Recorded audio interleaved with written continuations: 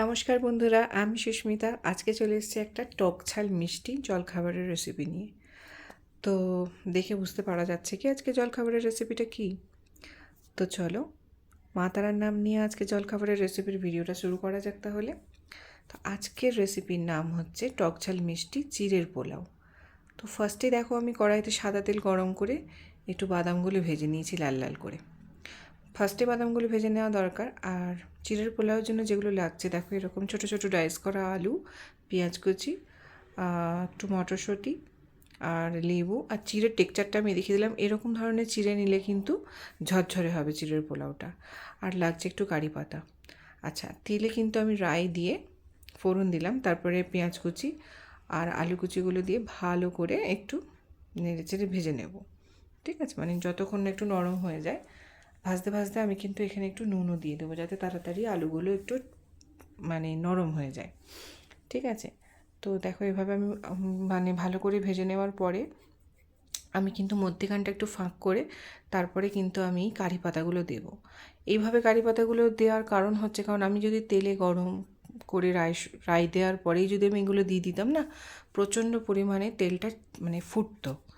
তো এটা কিন্তু বেস্ট টেকনিক, এটা আমি দেখেছি করে, যে তেলও ফোটে না আর ওর যে ফ্রেগনেন্সটা ভালো থাকে। তো ঠিক আছে, তো আমি এইভাবে নেড়ে চেড়ে নেওয়ার পরে একটু লঙ্কা কুচি করে দিলাম। আর যে সেদ্ধ করা যে মটরশুঁটিগুলো ছিল সেগুলো দিয়ে একটু ভালো করে নেড়ে চেড়ে নিলাম। আর আবারও দেখো, তেলের মধ্যে একটু হলুদ দিয়ে আমি একটু ভালো করে হলুদটাকে ভেজে নিলাম, তারপরে পুরো সবজিটাকে নেড়ে নিলাম। আর যেহেতু টক ঝাল মিষ্টি, সেজন্য আমি এখানে একটু চিনি ইউজ করেছি। আচ্ছা, দেখে নাও চিড়ের টেক্সচারটা। চিড়েটা আমি দেখাইনি যে ভিজিয়ে নেওয়ার পরে এরকমভাবে ঝরিয়ে নিতে হবে, ভালো করে জলে ধুয়ে এরকম করে ঝরিয়ে রাখতে হবে। তাহলে কিন্তু দেখো চিড়েটা এরকমভাবে একদম ঝরঝরে টাইপের হয়ে যাবে। তো তারপরে আমি চিড়েটা দিয়ে ভালো করে নেড়েচেড়ে নেবো।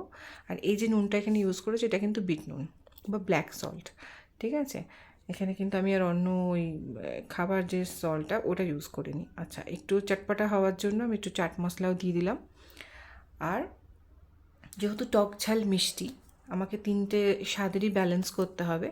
আমি কিন্তু লাস্টে দেখো একটু লেবু দেবো। তোমরা যদি আর একটু টক খেতে চাও সেক্ষেত্রে তোমরা দিতে পারো। আমি হালকা টক চাই, সেজন্য আমি অর্ধেকটা লেবু দিয়েছি।